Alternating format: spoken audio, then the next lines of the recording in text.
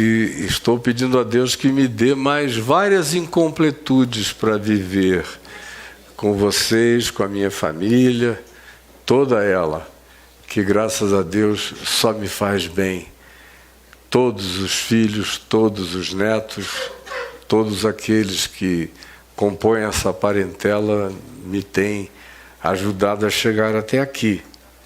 Ninguém mais do que a minha esposa. Sinceramente, não são palavras de hipocrisia. Eu só cheguei até aqui, eu sei, porque a Adriana veio ao meu encontro em sonhos.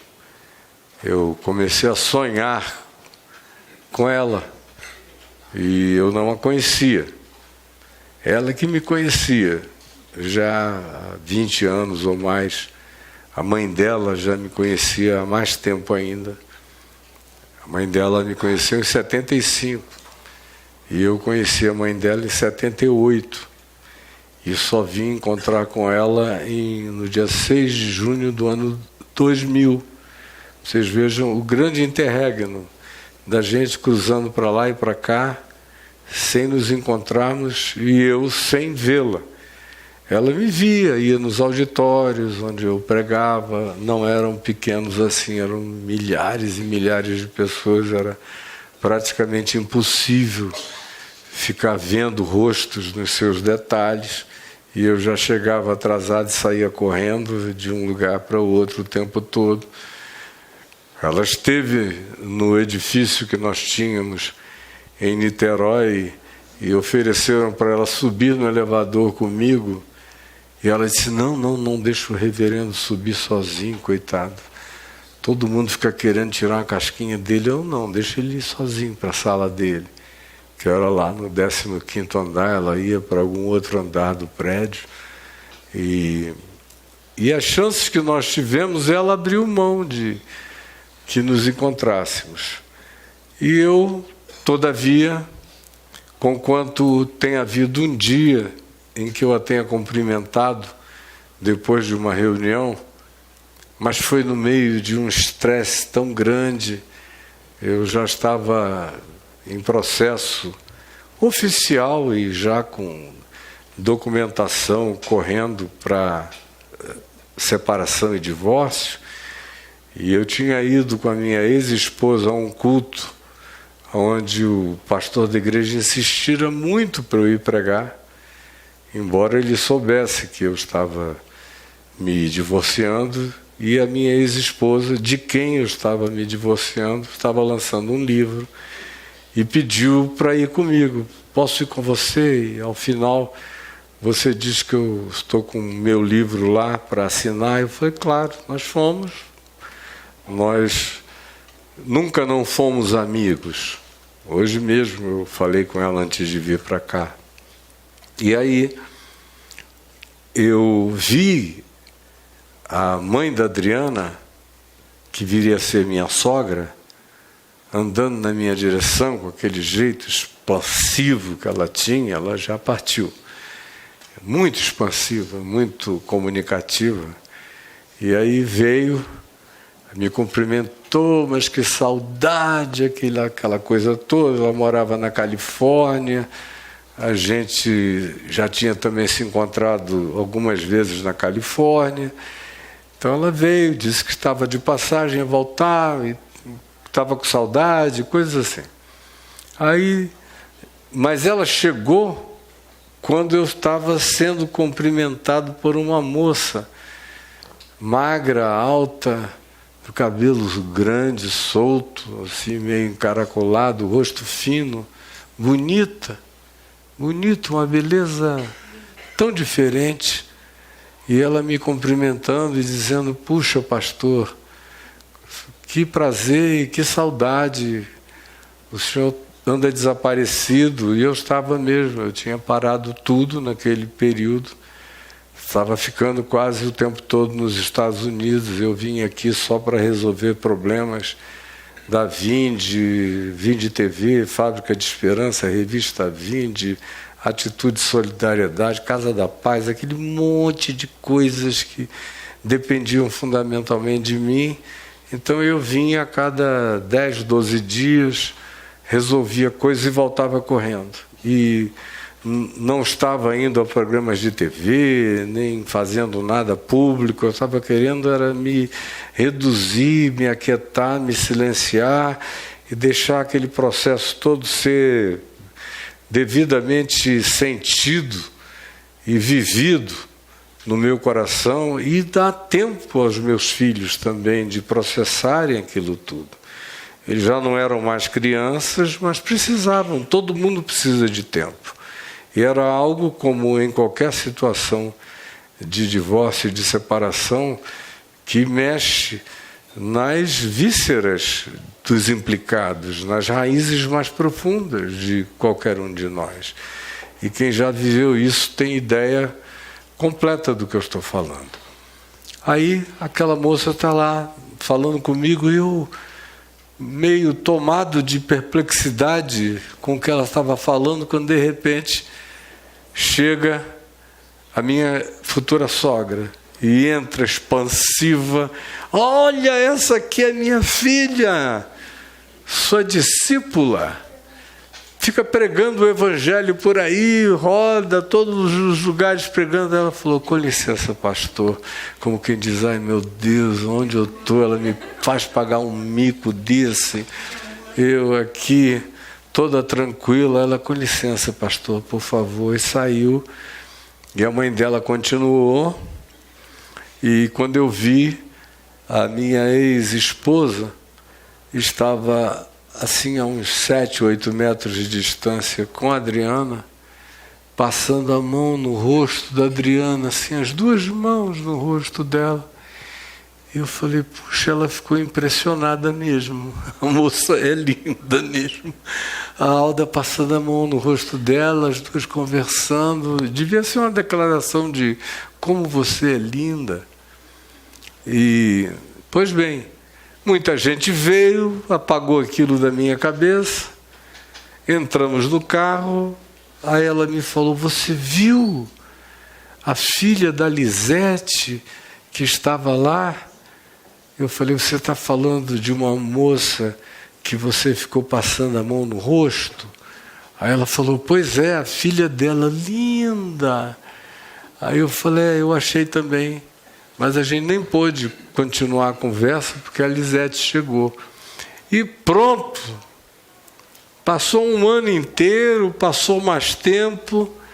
Eu esqueci isso na mesma hora, dirigindo para casa. Já cheguei em Niterói com a mente em milhares de outras coisas, não guardei nada, até que um ano depois, provavelmente, talvez 2 anos quase, 2 anos depois, eu sonhei com ela, 9 meses antes de encontrá-la.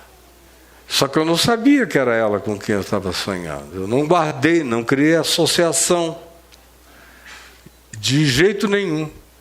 Era só aquela moça que eu não sabia que era aquela moça que eu tinha conhecido, uma figura arquetípica, foi como eu pensei, que carregava uma beleza assim de uma divindade grega, com uma roupa meio transparente, leve, esvoaçante, o cabelo leve, e ela vinha voando. E eu estava no 5º andar do casarão no qual eu fui criado,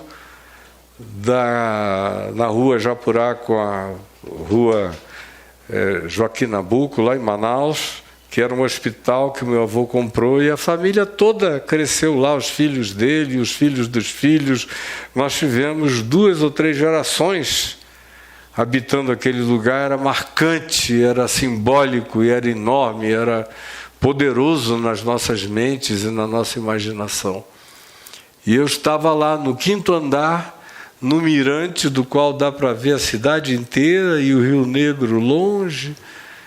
E quando ela entra voando, e eu acossado, em pé, com a pessoa com quem eu estava junto, depois daquele processo de divulgação pública da minha separação, eu decidi tentar ver se eu continuava a vida com uma determinada pessoa, e ela estava me angustiando, puxando a minha mão e dizendo: pelo amor de Deus, você nunca pensa em você, você só pensa nos outros, em você nunca.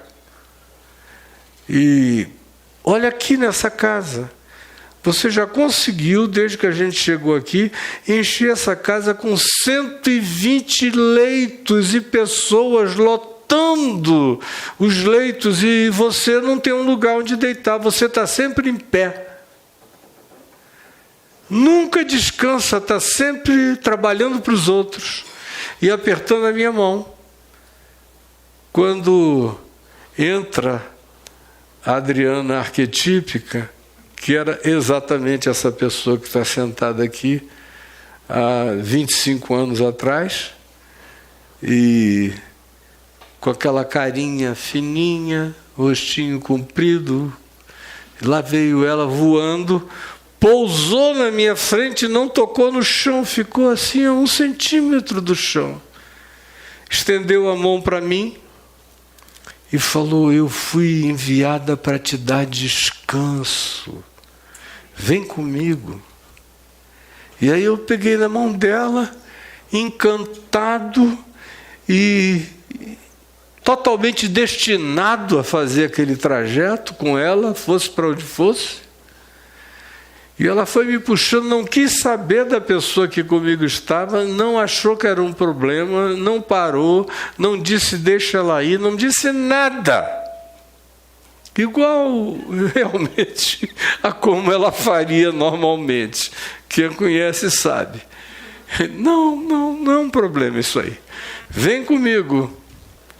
E eu fui descendo uma escada espiral com ela, 5 andares, até que chegamos no lugar onde ela, dentro da casa na qual eu tinha sido criado, parece que ela conhecia tudo da minha vida, da minha história, da minha infância, de tudo. Virou, se manobrou dentro da casa e nos levou para um quarto enorme, real. Tudo que eu estou falando existe. Era concreto lá, diante dos sentidos de qualquer um. E aí chegamos lá com aquele pé direito alto, cortinados, uma cama king size, muitos livros, alguns na prateleira, outros meio desarrumados. E ela apontou para aquela cama e me disse: é aqui que eu vou te dar descanso, nesse lugar. E aí eu acordava, disse, meu Deus, e ao mesmo tempo me dava um alívio, porque eu estava numa agonia, parecia que não tinha saída para a minha vida em lugar nenhum. E dava uma sensação de que havia uma saída, um escape, um descanso, para eu sentar. Aí, uns 6 meses depois, o mesmo sonho outra vez, exatamente. E o que tinha de interessante é que a pessoa que eventualmente naquela situação seria o problema, quando nós chegávamos no final da escada espiral, eu sentia que a mão dela se ia e ela ficava e a gente seguia, só nós dois. Na segunda ocasião, 6 meses depois, lá veio o sonho, idêntico, do mesmo jeito, com as mesmas sensações, com as mesmas emoções, e eu acordava na mesma hora, zangado já, porque disse, meu Deus, por que isso não prosseguiu, esse sonho tão maravilhoso? Aí passam-se 3 meses, mais, aí chegamos nas proximidades do dia 6 de junho do ano 2000, quando eu ia lançar um livro chamado Nefilim, e era o primeiro dia de lançamento, na editora que o havia lançado lá em Copacabana, de modo que 1 dia ou 2 antes daquilo, eu sonhei de novo pela 3ª vez o mesmo sonho. E acordei com a mesma resfolegância frustrada. E chegou o dia, eu fui. E quando cheguei lá, aquela multidão, um negócio longo, tinha umas 800 pessoas acumuladas esperando, e eu fui passando atrasado, e quando eu olhei de longe, eu vi só aquele perfil, um cabelo longo, pernas longelíneas, esticadas no bar, tomando alguma coisa, conversando com uma amiga. Eu não associei aquela pessoa que eu estava vendo ao sonho que eu tinha tido, mas parece que o meu inconsciente criou uma conexão imediata, que eu levei um susto, que o meu coração quase sai pela boca. E eu não sou disso, desde menino que eu estou acostumado a entrar e sair, não sou de sensações. Aí, aquela coisa me sufocando de dentro para fora, eu passei do lado dela com o meu coração batendo, parecia que estava escrito aqui na minha testa: eu estou me declarando, tem um flagrante em mim, vocês não estão vendo. Baixei a cabeça, sentei na mesa, falei: vamos começar com urgência. E aí, faz a fila. Aí o povo vindo, eu assinando, digo: meu Deus, tomara que ela apareça aqui. Aí ela chegou, depois de 1h e pouco. Chegou com uma amiga, e no fim ela voltou 8 vezes, porque ela levou a igreja dela toda para lá. E aí toda hora ela vinha com outro grupo: olha, esse é outro grupo da minha igreja. Mas quando ela chegou a primeira vez, e ficou, temos o vídeo dela lá me cumprimentando uns 3 minutos e falando coisas chocantes para mim.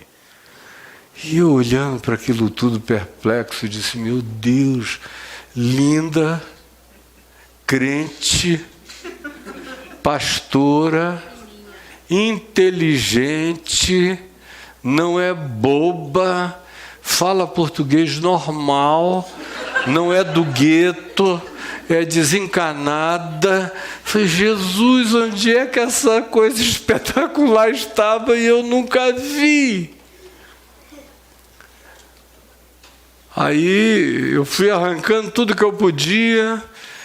Teve uma série de diálogos ali naqueles 3, 4 minutos. Dela falando foram uns 3, mas eu dei as minhas respostas. Foi um período um pouquinho mais largo.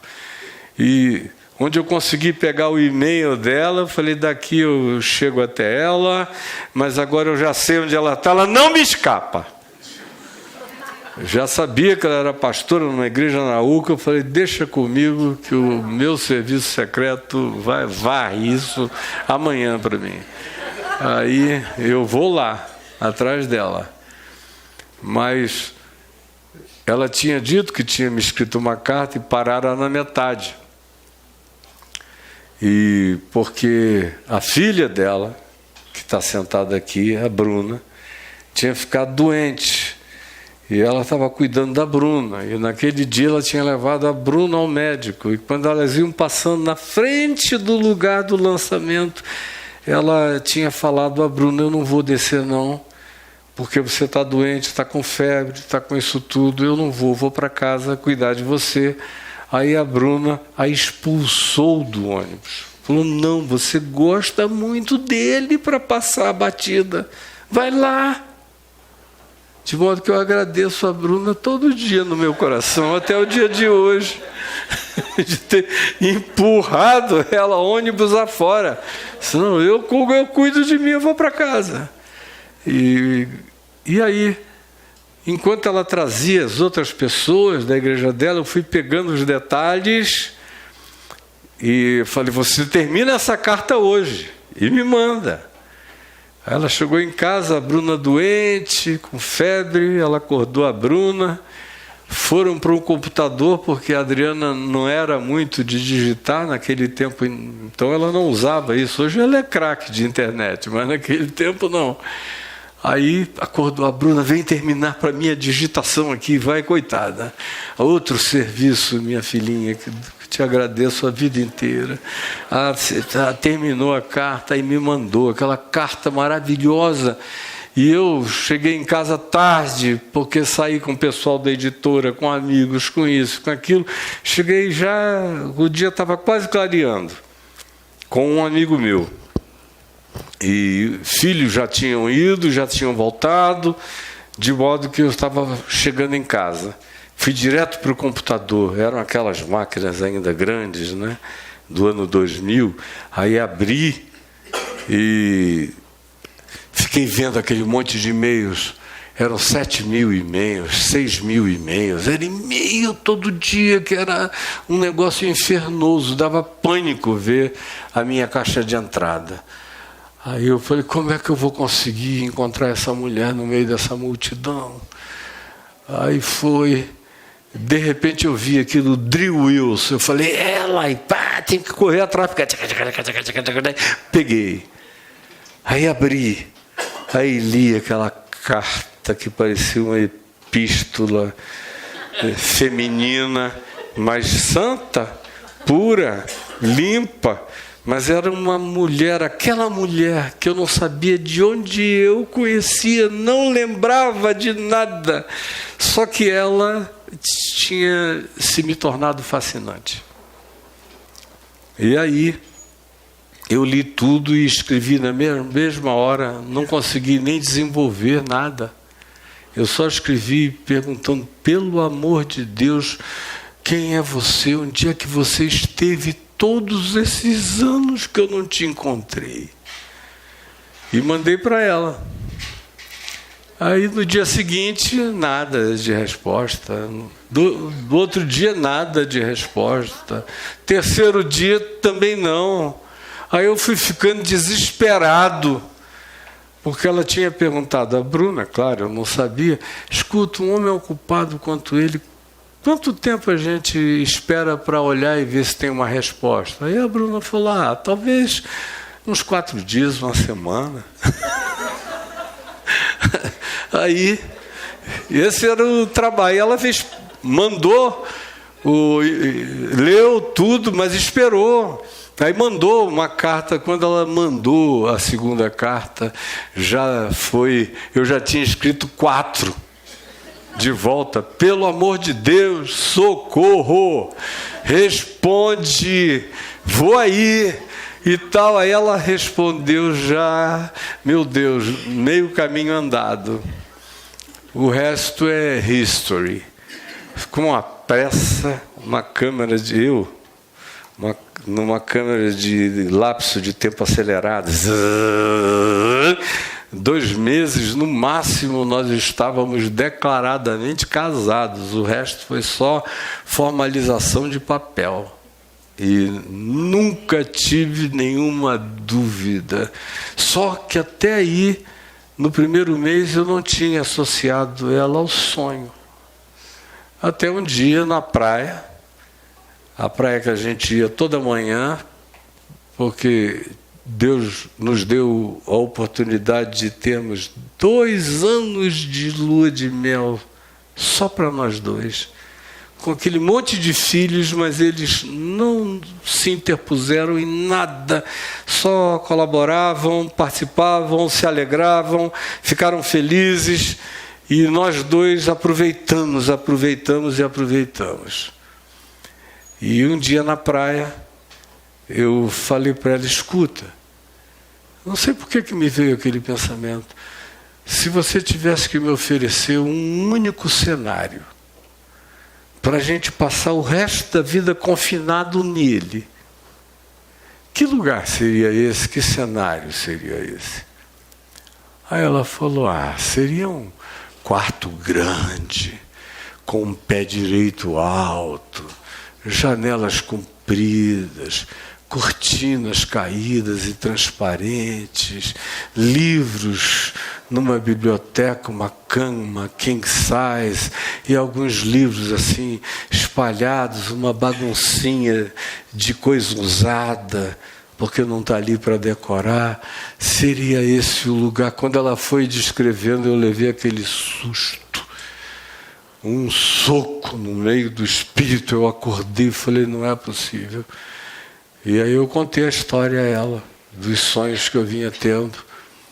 E o resto é uma consecução de participações salvadoras dela na minha vida, me trazendo descanso E ontem eu completei 70 anos, nesses 25 anos de descanso que ela me tem trazido e que tem me dado longevidade e graça para chegar até aqui, porque do jeito que eu vivia antes, com as intensidades todas, com a doação absoluta, mas ao mesmo tempo sem nenhum senso de autopreservação, eu não teria chegado a completar 70 anos de idade de jeito nenhum. Eu carregava uma espada médica na cabeça com vaticínios contra mim o tempo todo. Por que eu estou contando isso? Porque eu abri um texto aqui para nós, em Lucas, no capítulo 1, que fala do nascimento de João Batista e de como o pai dele, quando tivera a visão e o anúncio do anjo, que a esposa dele, que já era idosa, já tinha passado o tempo de fecundação, daria à luz a um filho, e quando chegou o dia e a criança nasceu, e toda a família se reuniu com extrema alegria, no 8º dia, que era o dia da circuncisão, era também o dia da nomeação da criança. E aí se perguntou, que nome terá essa criança? E o Zacarias, o pai de João Batista, tinha ficado mudo desde que tivera a visão, por razões outras que não vem aqui ao caso falarmos. E aí, quando perguntaram à mãe, e não era hábito judaico que a mãe nomeasse o filho no 1º século, era uma prerrogativa do patriarcalismo, do pai, da figura masculina, da conjugalidade, nomear. E a mãe abriu a boca e disse, João é o seu nome. Aí a família e todo mundo em volta disse, não, aqui na tua parentela não tem João. Tem que ser um nome que haja na parentela. E aqui não há. Aí o Zacarias pediu uma tabuinha e escreveu na tabuinha, João é o seu nome. E aí o assunto foi encerrado e João Batista foi circuncidado com o nome de João. E todo mundo em volta viu aquilo, e o verso 64 diz, imediatamente a boca de Zacarias se abriu, e desimpedidamente a sua língua se soltou, e ele falava louvando a Deus. Sucedeu que todos os seus vizinhos ficaram possuídos de temor, e por toda a região montanhosa da Judéia foram divulgadas essas coisas. E todos os que as ouviram guardavam-nas no coração, dizendo, que virá a ser, pois, este menino? E a mão do Senhor estava com ele, desde que crescia, pequenininho, e veio a se tornar o Batista, que morreu jovem e decapitado, e que foi o precursor de Jesus, foi o homem que pregou a mensagem mais indicativa, poderosa e insubstituível acerca de Jesus na face da terra. Eis o Cordeiro de Deus que tirou, tira e tirará sempre o pecado do mundo. Segui-o, é Ele. Ele veio para isso. Tem coisas na vida da gente que acontecem para cumprirem determinadas realidades, dependendo do nível de busca de consciência e de proximidade de Deus que a gente tenha. Eu vinha desesperado, pedindo a Deus uma saída, uma solução para a minha vida. E eram dificuldades de todos os lados que vocês eventualmente não consigam nem imaginar a capilarização daquele câncer, das suas infinitas metástases, querendo me comer, me consumir, me devorar, e aí vem a irrupção daquela visão que entra e diz: eu vim para te dar descanso, vem comigo. E foi o que aconteceu. E a nossa vida juntos carrega um sentido estranho de uma história pré-contada, que é repetida todo dia, que é reafirmada e que é reindicada, e que carrega um significado enorme, estranho, indizível, como nunca nada antes, numa relação de vínculo, jamais, nem de longe, alcançou em qualquer tempo da minha vida. Aqui, nós lemos o episódio do João Batista e aquela pergunta: o que virá, pois, a ser esse menino? Voltando à ilustração da nossa história, era só um ir. Vem que eu vou te dar descanso. Agora, como isso iria acontecer? A primeira coisa que era absolutamente impensável é que a gente viesse passar a nossa vida aqui em Brasília. Ridículo. Se alguém dissesse, considerando a minha vida, a vida dela, a nossa conjuntura, onde a gente estava, as circunstâncias, era patético você dizer: vocês vão viver em Nova York, não é porque é Brasília, não. Ridículo. Com 7 filhos, todo mundo grande, uma neta já nascida, com 5 anos, a gente vir para Brasília? Não fazia sentido, não. Tudo foi se encaixando, era convite para voltar para os Estados Unidos, para virar bispo não sei aonde, para isso, para aquilo. Eu não queria nada, para ficar na igreja presbiteriana, 6 cartas dizendo: você é daqui, fica aqui. Eu não queria de jeito nenhum, eu queria isso que eu tenho agora. E desde então, e não estava aberto a negociar isso com ninguém, nem por razão nenhuma. Pois bem, o que virá, pois, a ser esse menino, ou esse homem na meia-idade, como era o meu caso, com tanta vida, experiência, com tanta existência acumulada, com aquela sensação de que minha vida tinha ficado maior do que muitos mundos, de uma só vez, durante tanto tempo, e de repente eu estou nesse impasse, e agora, será que o fim é esse aqui? Daqui para onde vamos? E aí, um sonho. Um anjo. Uma coisa de fora. Uma intervenção alienígena, subjetiva, sutil, indicações, impressões, intuições, perguntas: o que virá a ser? Hoje, quando essa pergunta cresceu aqui dentro de mim, quando a gente estava vindo para cá, o que virá a ser desse menino? Eu me lembrei do que aconteceu comigo em relação ao meu pai. Porque eu nasci no dia 15 de março de 1955, na Santa Casa de Misericórdia de Manaus, no final do dia, à tarde, quase à tardinha.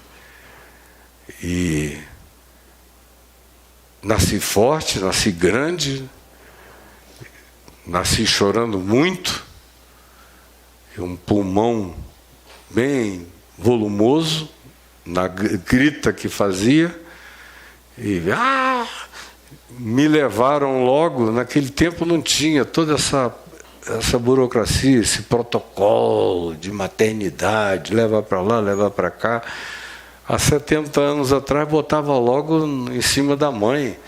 E como era um quarto particular, tinha já o berço ali do lado. Se a criança não estivesse com nenhum problema grave, era ali que ficava.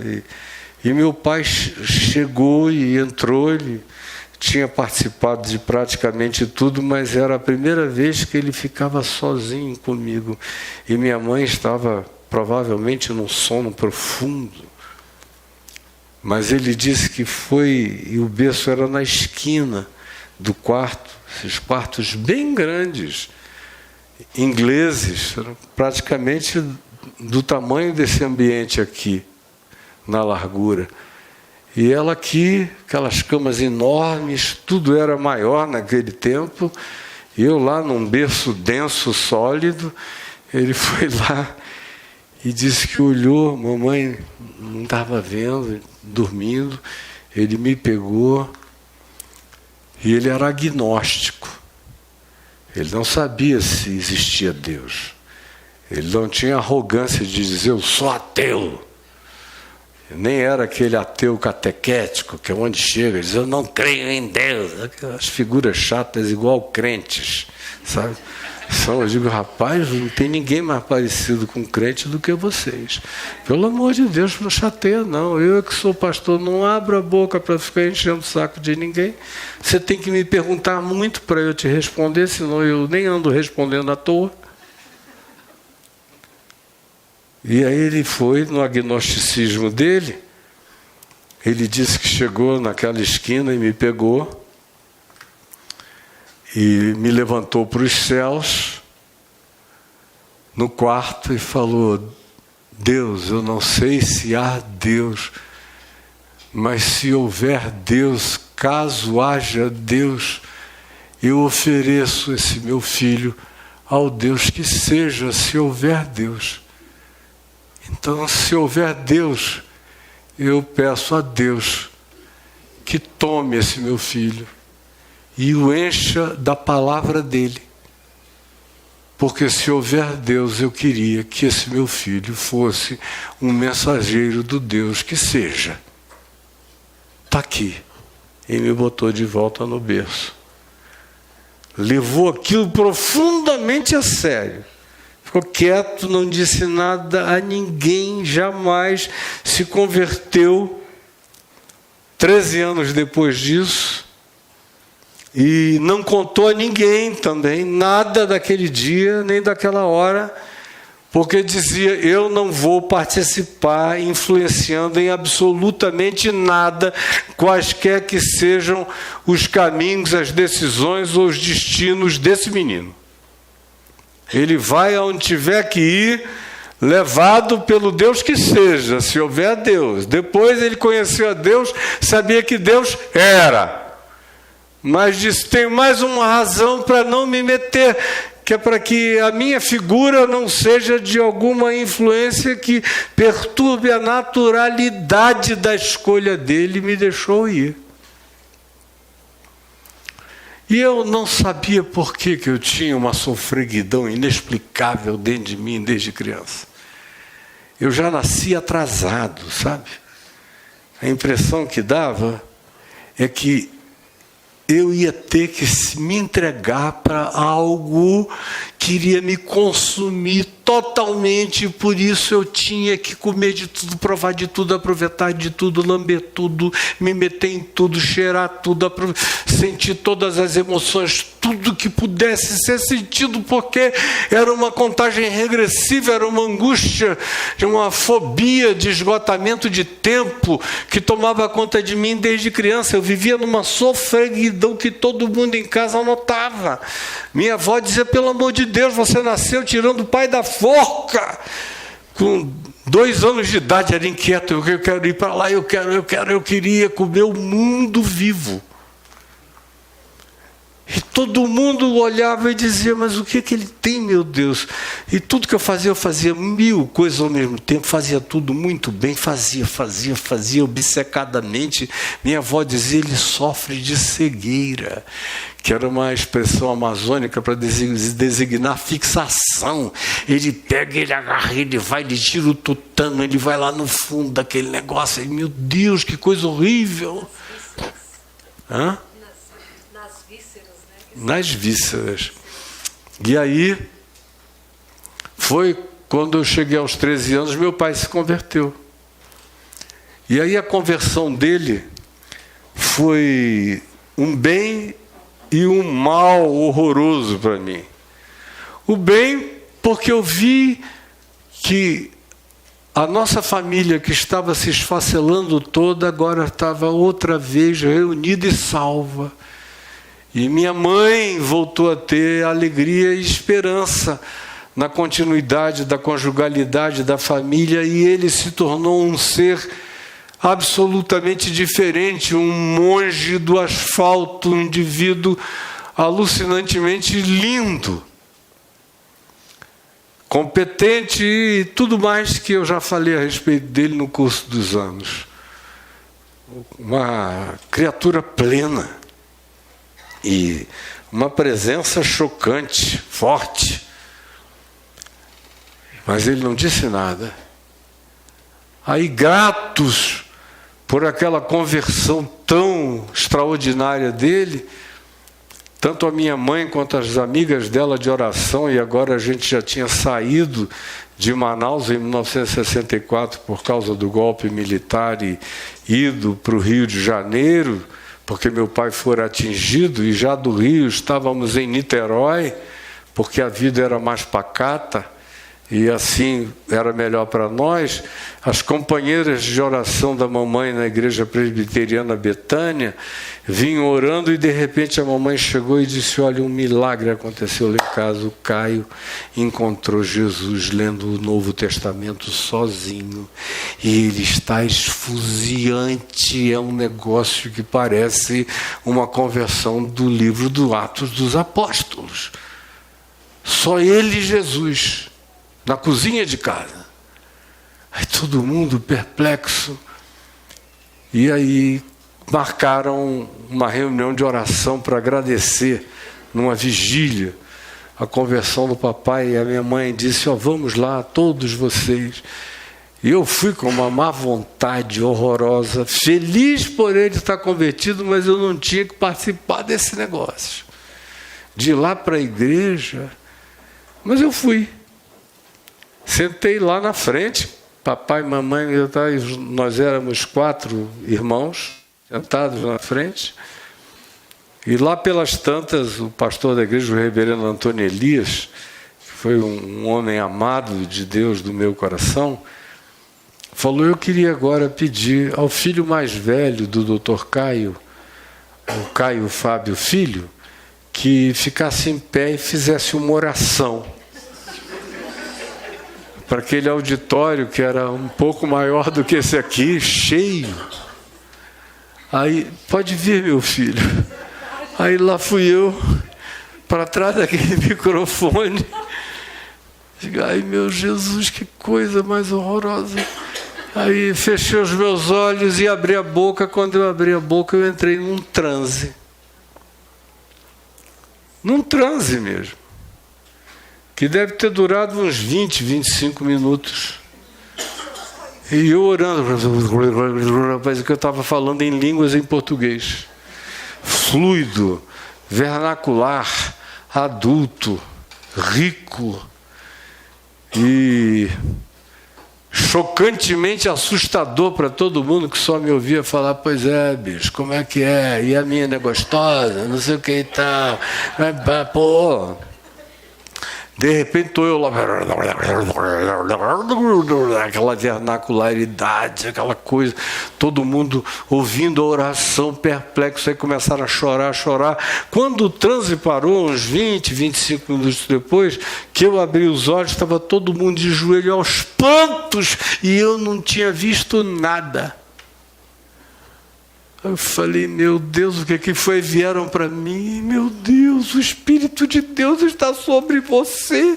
E eu digo: Jesus, estou doido para sair daqui e fumar um cigarrinho. Já estava inaugurado lá nos baseados, e as meninas eram a coisa mais deliciosa da vida.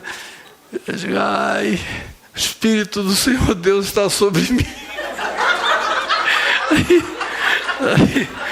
Aí veio o reverendo Antônio Elias, falou: meu filho, Deus tem uma coisa com você que eu nunca vi igual. Você vai pregar domingo. Aí eu falei: reverendo, não, você vai pregar domingo. Aí domingo, os jovens cantaram, e lá fui eu, assim, me sentindo esquisito demais. Fui lá para trás daquele negócio do púlpito, onde ele pregava, o reverendo, e aí preguei sobre João 11, a ressurreição de Lázaro. E comecei a pregar e fechei o olho e de novo aquele negócio, pá! E foi um negócio avassalador. Quando eu me dei conta, estava todo mundo embevecido, perplexo, muitos chorando. E aí o reverendo falou: eu queria convidar quem ouviu a voz de Jesus hoje ali à frente. Veio quase todo mundo. Aí eu lá falei: ai meu Deus. Aí já vieram para mim o pastor da primeira igreja presbiteriana de Niterói, o reverendo Felipe Dias, que foi pastor aqui em Brasília, na igreja presbiteriana nacional, muitos anos. Veio para mim, eu tinha 13 anos de idade, e falou: Caio, domingo que vem de manhã você vai pregar no culto da manhã da igreja presbiteriana central lá de Niterói. Aí eu: mas reverendo Felipe, quase que eu contava todos os meus pecados para ver se eles diziam: você não tem condição de vir, não. Mas o problema é que eles sabiam. Eu nunca fiz nada escondido. Aí, lá fui eu. Aí foi aquele negócio. Quando foi na quarta-feira, segunda-feira, quando eu vi, eu estava já dentro da casa do doutor Acioli de Brito, pai do Paulo Brito, na rua Paulo de Fronten, que era a reunião de todos os rebelados do Rio de Janeiro, que queriam fazer parte dos movimentos carismáticos e eram oriundos das igrejas presbiterianas, batistas e metodistas e episcopais. Iam para a casa do doutor Acioli de Brito, aquela multidão, centenas de pessoas dentro e fora. Aí chega lá, o reverendo Antônio Elias me levou e falou para o doutor Acioli: olha, Deus tem um negócio com esse rapaz. Aí o doutor Acioli disse: então fale, meu filho. Aí me deu o microfone. Aí de novo a mesma coisa aconteceu. Aí foi pastor de tudo que é lado. Resumindo, encheram a minha agenda para 6 meses. 6 meses. Aí de repente eu chego, eu estou na igreja metodista de Cabo Frio, na frente de uma praça, uma igreja que já era antiga naquele tempo, dizem que está lá até o dia de hoje, deve estar muito antiga. Lotada, para ver aquela anomalia, porque era um freak, sim, que chega lá com 13 anos e fala como um cara de 80, com um vernáculo inexplicável, com sabedoria divina, e saía querendo as meninas. Meu Deus, era muito, muito doido, sinceramente. E aí, nesse dia, quando eu acabei de pregar, e aquela multidão chorando, eu peguei e falei para um amigo meu, falei: cara, eu vou fugir. Eu vou fugir disso, porque seja o que seja isso, não é a hora. Não é a hora. Eu já vinha numa sofreguidão sem saber por quê, desde criança, de que tinha alguma coisa que ia entrar na minha vida e parar com tudo sem pedir licença. E aí, de repente, acontece isso aos 13 anos, aí é que o pânico bateu. Grande. E eu escapei, falei: eu vou escandalizar mesmo. Aí eu ia com baseado aceso para a porta da igreja Betânia, com não sei o quê, e aqueles biquinhos com sunga cavadona. Não estou afim, não vai, não, irmão, vai lá e tal. não aparecia mais, tudo para escandalizar, para ver se me deixava em paz. E fui em casa fazendo o mesmo trabalho, não vou, não quero. Vai ter uma reunião de oração, obrigado por informar que é para eu não chegar bem depois, eu não quero nada disso. Foi me dando uma tristeza quando eu chegava e ouvia crente cantando. Em fervente oração, vens o teu coração, na presença de Deus derramar, mas não podes fruir o que estás a pedir, sem que tudo abandones no altar. Não.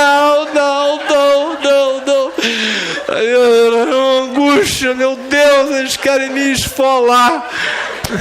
Eu não vou. E olha, eu fui embora, saindo mesmo. Papai e mamãe fizeram tudo para ver se conseguiam ter alguma ascendência, no mínimo dialogal, em relação a mim, mas foram vendo que não conseguiam.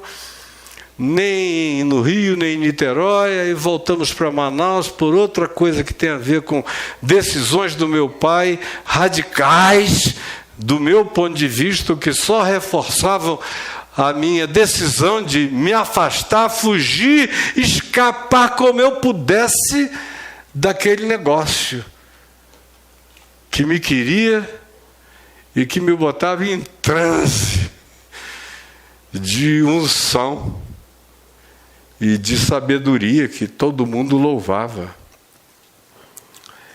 E aí eu fui me afastando, voltamos para Manaus, quando eu fiz 15 anos, cheguei, eu acho que no dia seguinte lá, e naquele período dos 15 anos eu fui me afastando da casa dos meus pais, encontrei amigos mais velhos que moravam sozinhos, com 24, 23 anos, tinham seus apartamentos, e eu passei a morar com eles, passava lá só para dar assim um alô e desaparecia o resto da semana.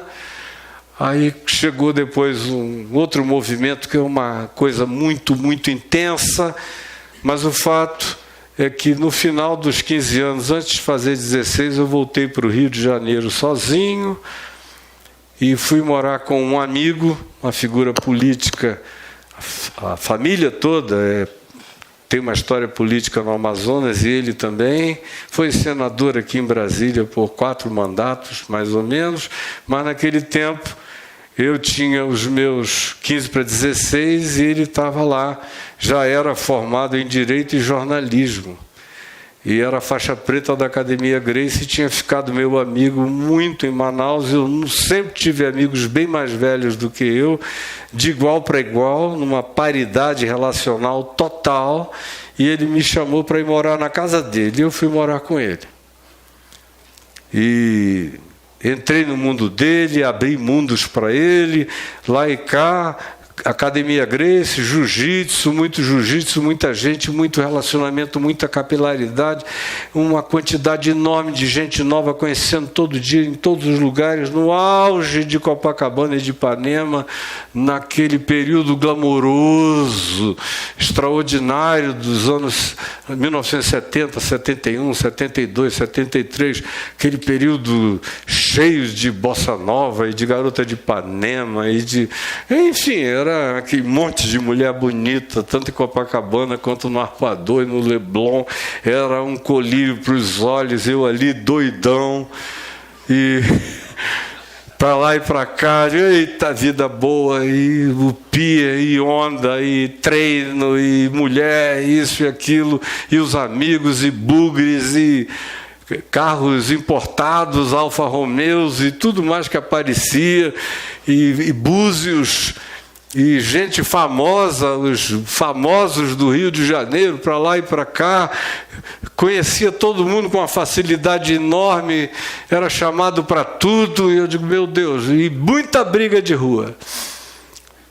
Bom de jiu-jitsu, não tinha medo de partir para as cabeças, inconsequente, E tinha um outro amigo, Grace, que era horroroso também nesse sentido, de que escreveu, não leu o palco meu, ele me fez sócio 50-50 na empresa de espancamento dele.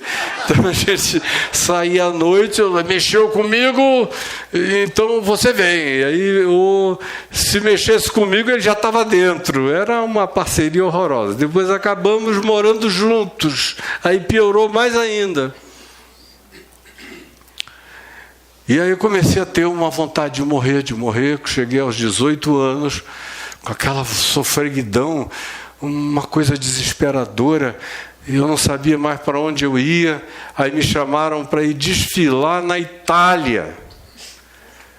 Um cara que era manequim brasileiro, naquele tempo era assim que se chamava o modelo, lá em Roma. Aí veio da praia, meu amigo lá, cara, você tem toda a pinta, não sei o quê, magro, alto, fino e tal, e saía na mão, um saradinho, e você tem toda a pinta, vai se dar muito bem lá comigo, vem.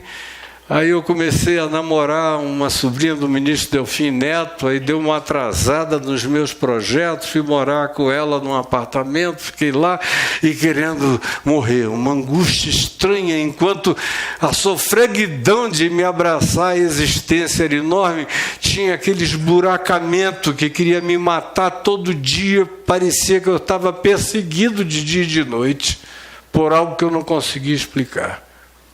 Até que a coisa ficou tão horrível, era no meio da ditadura militar, 30 e tantos amigos meus foram presos e levados para Ilha Grande. Eu escapei porque tinha ido a Niterói jogar futebol no campinho de futebol do Ricardo Boechat e vi alguns amigos na casa também do reverendo Antônio Elias, da moçada das minhas amizades infantis de Niterói. Escapei. Quando eu voltei, disseram, olha, foge! Porque eles estão passando pente fino todo dia. E você já foi muito indagado aqui, vai embora. Aí eu voltei para Niterói e fiquei esperando mandarem uma passagem de avião para eu voltar para Manaus. Aconteceu 2 meses ou 3 depois, não era fácil. E para o meu pai, especialmente agora, que ele tinha aberto mão de tudo e vivia uma vida muito pobre, era tudo muito mais complexo, mas chegou a passagem, eu perdi o voo 5 vezes, e meu pai, coitado, que paciência, até que um dia um tio meu me pegou, me levou para a casa dele e disse, hoje você vai algemado comigo entrar naquele avião, porque o voo era 5 horas da manhã e eu dizia, cedo demais, bote para outra hora e tal. Mas aí, enfim, da 5ª vez eu fui. A família já tinha ido 4 vezes me esperar toda no aeroporto e eu não chegava. Até telefone era difícil. Cheguei. Aí cheguei, beijos para lá, beijo para cá, já tinha um primo meu com outros amigos esperando com uma motoca Honda. Falei, gente, obrigado por terem me trazido de volta. E flop, pulei na moto e desapareci outra vez. E a angústia crescendo. Aí eu comecei a dizer, eu acho que eu preciso fazer alguma coisa, senão eu acabo me matando. Aí eu falei, eu vou namorar, porque era uma coisa detestável para mim, era namorar. Sim. Mulheres variadas era o que era bom na vida, namorar era um horror. E aí eu falei, eu preciso disso. Tem aquele negócio, assim, aquele ponto, ver se aquieta minha alma um pouco. Segundo, vou voltar a estudar. Achava a escola muito, muito, muito cansativa. Mas eu vou fazer força. E a terceira coisa, eu vou trabalhar. Aí arranjei logo a namorada, que era o que para mim era mais fácil. Era filha do capitão dos portos, com quem depois eu vinha me casar, e com ela gerei 5 filhos.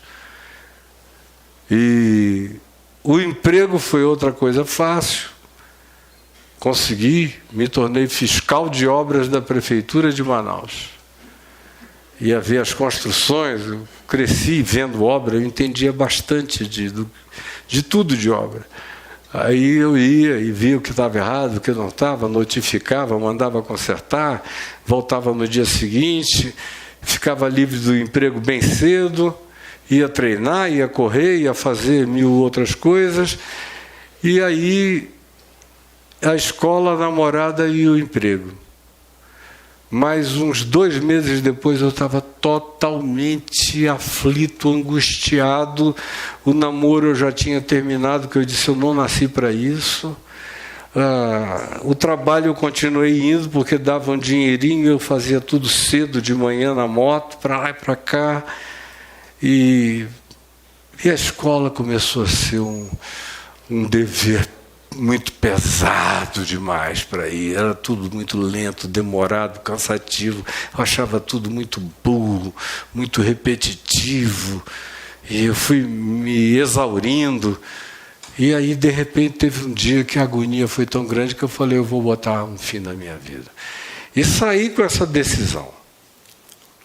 E a história, eu já contei várias vezes, o fato é que houve aquela intervenção de Deus naquela noite na minha vida, e eu chorando, até de madrugada, voltei para a casa dos meus pais, me ajoelhei no lugar onde eu dormia, e fiz a minha primeira oração dizendo, Jesus, a minha mãe vive dizendo que tu vieste ao mundo buscar e salvar o perdido, então se o teu negócio é com gente perdida, eu acho que eu sou o cara ideal para ser achado, que eu estou aqui todo perdido.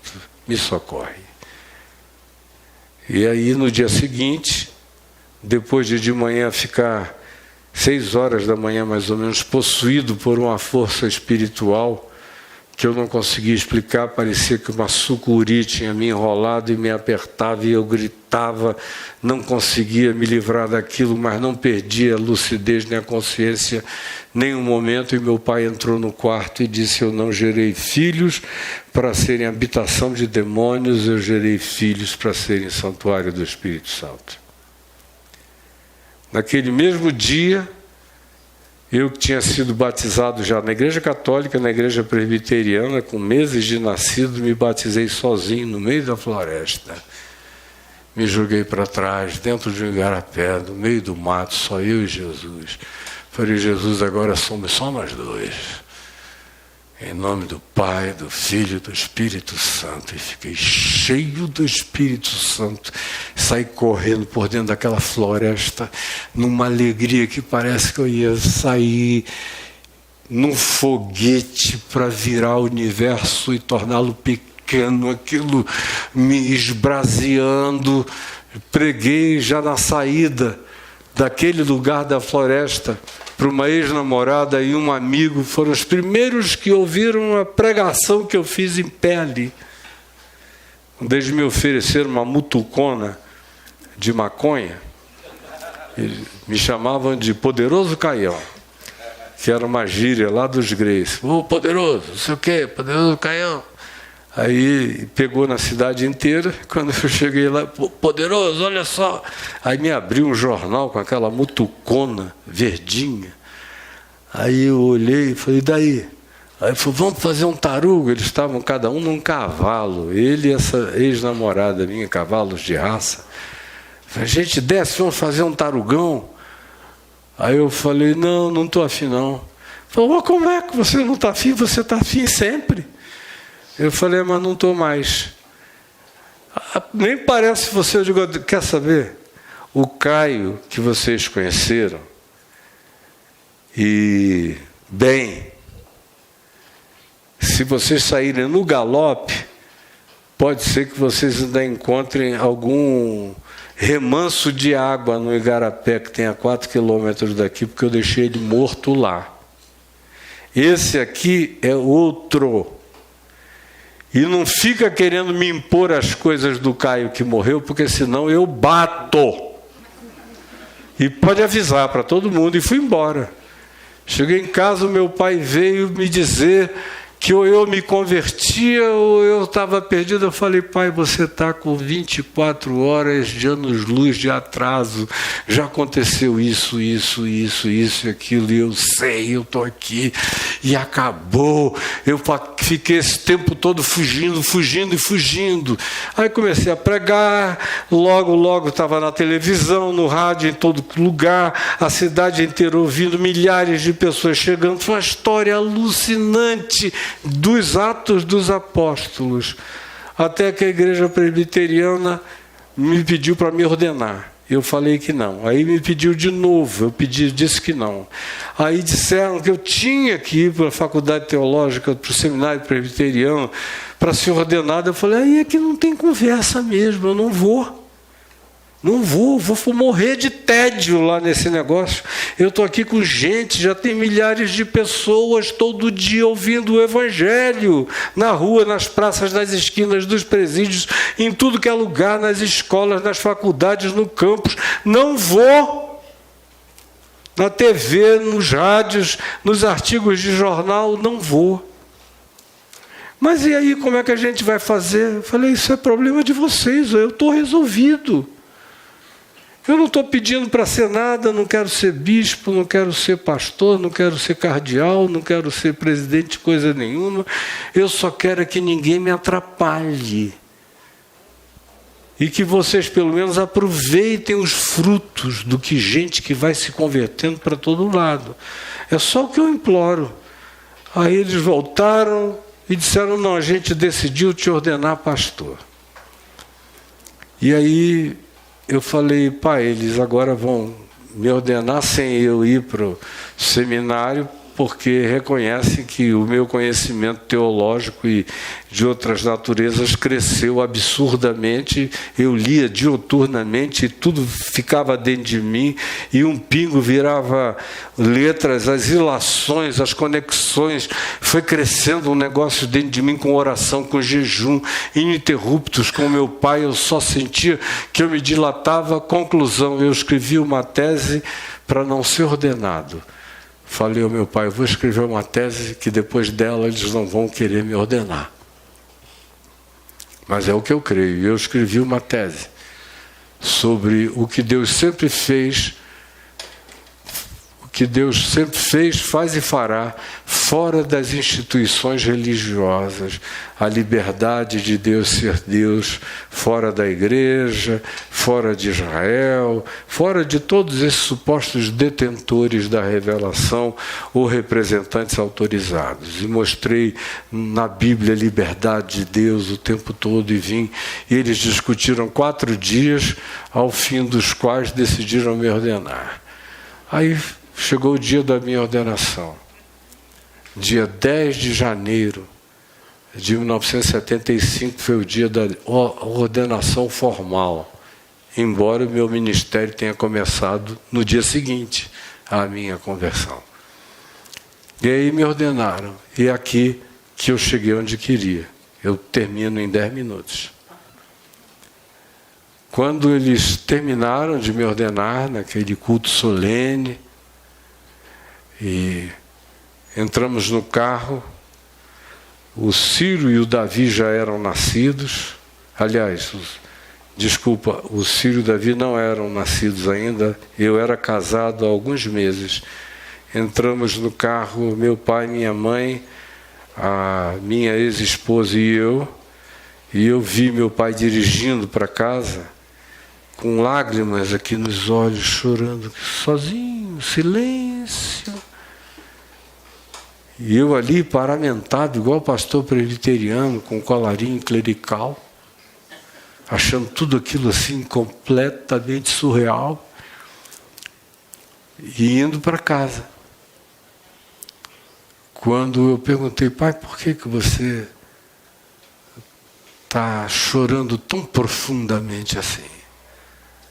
Aí ele falou, porque hoje chegou o dia de eu contar o que eu estou guardando há 21 anos de todos vocês. E aí foi quando ele contou a história de que no dia que eu nasci, ele me pegou, me dedicou ao Deus que fosse Deus, se houvesse Deus, que esse Deus tome meu filho. E desde então eu venho assistindo Desde pequeno eu vejo os lampejos dessa luz, dessa percepção, dessas capacidades que brotam de ti. E depois, aos 13 anos, quando aconteceu aquele surto, e a sequência deles, e você rompeu com tudo e foi embora, e todo mundo ficava desesperado e preocupado, eu me angustiava pacificadamente, porque eu sabia no meu coração que a dedicação e a oferta do agnóstico tinha sido aceita pelo Deus eterno e que a palavra dele estava em você. E eu sabia que você estava só num desespero para não deixar o significado da sua vida se cumprir, porque você sabia que ia ser uma coisa avassaladora, de cuja realidade você jamais iria conseguir fugir. O que virá a ser esse menino? Nem todo mundo nasce com essa vocação dessa natureza. Alguns com coisas mais intensas, outros menos intensas, e não todas dedicadas à perspectiva de terem que pregar e anunciar o Evangelho no mundo com a explicitude com a qual a minha vida o faz desde há quase 52 anos passados. Mas todos nós tem alguém que sabe qual é o teu nome, qual é o teu significado e para que você veio ao mundo. Tem gente que não consegue nem expressar, mas sente. Mas cada um de nós aqui tem que se orientar, não por aquilo que outros digam, determinam ou discernam a nosso respeito, mas a respeito de quem nós mesmos decidimos e nos entregamos para ser, na presença de Deus e de Deus somente. Porque se não for assim, vai ser apenas infelicidade, transtorno, angústia, perseguir ideais pré-definidos por outros. É melhor que a gente viva e tropece, sofra e encontre, do que a gente seja poupado de tudo isso e viva e passe pela existência e no final dela olhe para trás e diga: eu não sei o que eu vim fazer aqui. Cada um dos que estão aqui vieram para muitas coisas não necessariamente pré-definidas, nem que carreguem flâmulas, bandeiras ou estandartes tão óbvios. Mas eu fico vendo, por exemplo, entre os meus filhos. Eu já tive 3 filhos dizendo que queriam ser pastor, e eu dizia: pelo amor de Deus, pensa bem, meu filho. Um deles está aqui. Teve um tempo que ele queria ser pastor, porque queria ser pastor. Eu falei: olha, veja bem, se é isso que você quer, porque é abraçar uma sarça ardente. E se não tiver fogo e você não tiver chamado, fica só espinho. O outro foi o Davi, que em 99 para 2000 encasquetou que iria ser pastor. Parece que era para entrar no meu lugar, cumprir o que ele achava que eu tinha interrompido. Eu falei: não entre nessa, o que eu comecei, Deus vai terminar em mim do jeito dele. Mas não entre nessa, porque você vai infelicitar a sua vida. E um outro foi o Ciro, mais velho, que foi para o Bennett, gabaritou a prova do vestibular de entrada, fez 1 ano daquilo e voltava para casa, até que um dia ele voltou infeliz. Eu falei: escuta, descobriu a sua infelicidade a respeito desse negócio? Está aí, mas é horrível fazer aquilo que a gente não foi chamado para fazer. Então, pelo amor de Deus, não volte mais. E vá fazer o que você foi chamado para fazer e gosta de fazer. A gente foi chamado para fazer o que a gente sabe fazer, o que a gente ama fazer, e também alguns fazem aquilo que não precisam nem pensar que estão fazendo, porque sai naturalmente, mas em cada um é conforme o dom de Deus dado a cada um de nós. Nem todo mundo entra em transe, a maioria tem que respirar, trabalhar, pesquisar, fazer um esforço enorme e realizar bonito e o máximo que pôde. Outros vão até sem tanta vontade de fazer, mas depois descobrem o bem que causam a tantas pessoas fazendo aquilo que no processo pessoal as cansa e as enfada muitas vezes.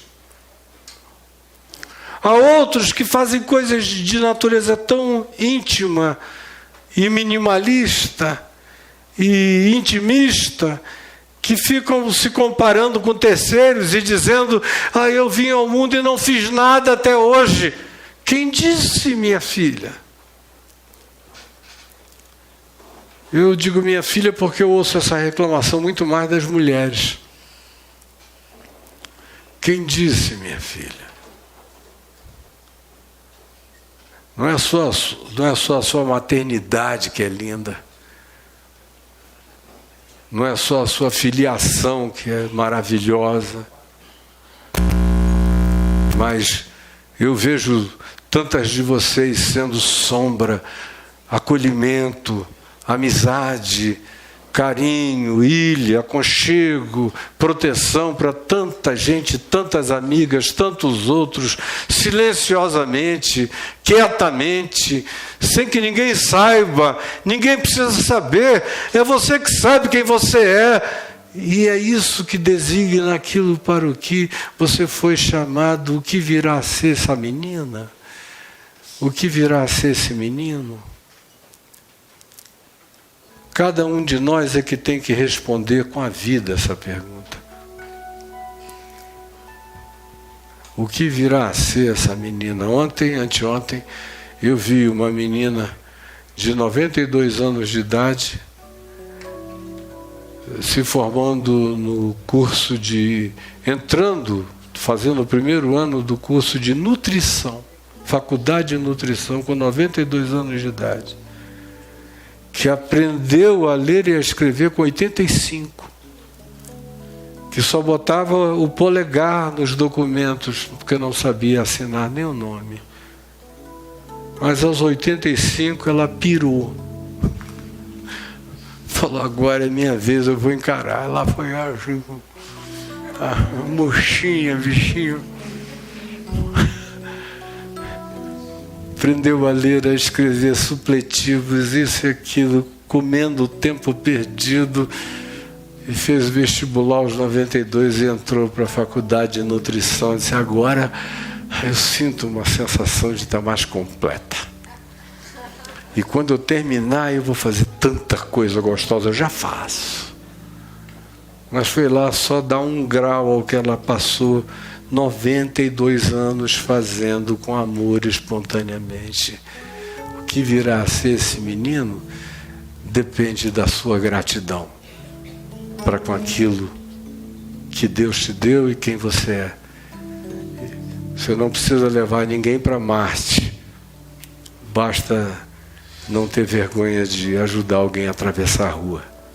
Qualquer rua, qualquer corredor, qualquer beco, em qualquer lugar. É oferecer seus olhos, suas mãos, seu coração, seus recursos, sua vontade, seu amor, a vida. É isso que explica a razão de ser da existência de cada um de nós. Vamos ficar em pé? Que virá a ser esse menino? Agora, no que me diz respeito, como eu fiz apenas 70 anos, e estimou, esse é um telefone abençoado, fica tranquila, Luiz, que é uma chamada para ele, que é corretor de imóveis. Esse aqui é a minha videira verdadeira, a Luiz. Quem frequentava lá o La Salle há 20 anos atrás já viu provavelmente o vídeo dele com os 2 metros de altura dele. Eu acho que o Jack era um dos ramos. Você foi um dos ramos da videira ali? Você e o André Barcelos. Naquele tempo. Isso. Eu encaixei você de um lado, André Barcelos de outro, os ramos da videira.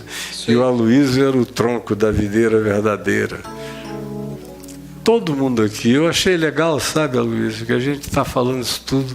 Deu para eu ouvir aqui o corretor de imóveis, porque ele faz isso com todo amor e carinho. Essa semana mesmo ele esteve lá em casa e foi um deleite ver como você lida com tudo com o maior amor, porque tudo é espiritual quando é feito com amor. É o amor que transfere conteúdo e significado para qualquer ação humana. O que virá a ser esse menino? Então, como eu dizia, agora que eu apenas fiz 70 anos, eu estou super animado pelo que me aguarda adiante. Sabe?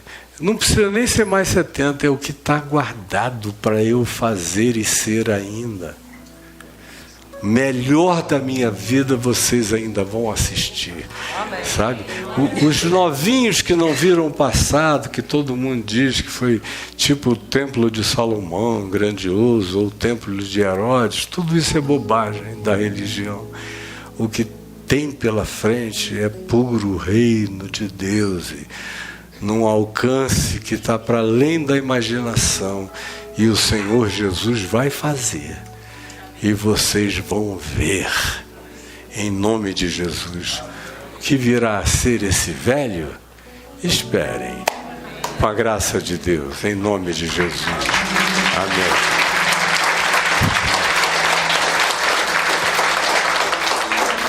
Eu quero te agradecer, Jesus, pelo menino, pelo adolescente, pelo jovem, pelo homem adulto, jovem, pelo homem na meia-idade, machucado. Quero te agradecer pelo anjo do descanso que tu trouxeste para a minha vida. E quero agradecer, sobretudo, pelo modo como os filhos cresceram e processaram e melhoraram. E foram salvos do que de outra feita eles se tornariam e não se tornaram. Ao contrário, vieram a ser bem melhores do que tudo que se podia pensar ou imaginar, por causa da tua infinita graça que opera em cada um de nós. Eu te agradeço pelos netos, eu te agradeço pelos amigos da vida inteira, pelos amigos de temporada, pelos amigos de jornada, pelos amigos de missão, pelos amigos que se tornam filhos, pelos amigos que vêm e que depois vão, pelos amigos que vêm e ficam para sempre. Eu quero te agradecer pelo inexplicável, por essa cidade onde nos sentimos tão bem, nesse país chamado Lago Norte de Brasília, onde a nossa alma encontrou tanto descanso uns nos outros, que nós temos desejo humano até de deitarmos ali as nossas cinzas. Eu te agradeço porque o melhor ainda está por vir, porque tu guardaste o bom vinho até agora, e agora é que tu vais servir um vinho de excelente e melhor qualidade. E eu te peço que tu expandas isso para o mundo inteiro, como no meu coração eu tenho certeza que será. Em nome de Jesus, para a glória dele. E te agradeço, sobretudo, por essa comunidade de fé que nos abraça, que nos acolhe e que se reúne aqui conosco, na simplicidade dos nossos encontros. Em nome de Jesus. Amém e amém. Amém. E o que a gente vai cantar, Jack, querido? Vamos cantar, sim, Mas eu quero te dizer, meu irmão Caio, eu acho, me corrija aqui se eu estiver equivocado, eu acho que eu sou o último dos moicanos aqui, parafraseando, dos que já vieram no caminho, passaram e foram embora, que estou caminhando com você. Já são 21 anos, né? Já são, e eu estava aqui vendo alguns que... Você é uma caminhada ininterrupta comigo, viajando comigo, indo pelo Brasil comigo, no exterior comigo, e lá na minha casa comigo. Mas eu vejo alguns outros que não com essa constância ininterrupta da tua vida, mas que tem nos acompanhado. Aqui atrás de você está a Débora, e fazendo um vocal desde o La Salle também, não é? A Kalima chegou logo depois. O Heber tá um gato, esses 20 anos ele ficou, como é que ele tá todo enxutinho, tá uma gracinha. E tem tanta gente aqui conosco. Mas você, meu querido, você tem sido essa linha sem interrupções no meu caminho nos últimos 21 anos. E você é uma bênção na minha vida. Amém. Você ouve isso toda hora, todo momento. Mas você me conhece muito bem. Você sabe que eu nunca puxei o seu saco. Não é do meu perfil. Não é mesmo. É tudo muito verdadeiro, muito espontâneo. E a minha oração contínua é de que Deus continue renovando a sua saúde física. Amém. Teu vigor, para que a palavra de Deus continue sendo alcançada. Amém. A bênção do Senhor enriquece e não acrescenta dores. Amém. Então que Deus te abençoe. Obrigado, meu cada irmão. Dia mais de sobremaneira em nome de Jesus. Única. Em nome que de Deus Jesus. te surpreenda. Amém. Em nome de para a glória dele, porque é para a glória Amém. dele. Sempre Amém. Tudo para a glória Amém. dele. E antes da gente cantar, o Dilson gravou um vídeo que ele queria falar algo com você. Sair da frente.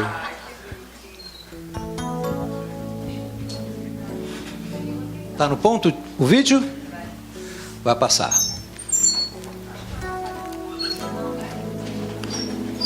O Dilson está em São Paulo. Está em São Paulo. Oi, Caião, meu amigo, nosso pastor. Tudo bom, querido? A gente está aqui em São Paulo e lembramos do seu aniversário. Estamos aqui para te parabenizar e dizer que nós te amamos e te respeitamos muito. Tá bom, meu querido? Um grande beijo e, por favor, viva muito. Tá bom? Feliz aniversário, pastor. Um beijo. Um beijo. Amém. Obrigado, meu amigo. Que depender de mim, a gente vai. Vamos juntos? Em nome de Jesus. Vamos cantar com força. Tem essa letra aí maravilhosa que me consolou tanto quando Jesus levou meu filho Lucas. Salvador.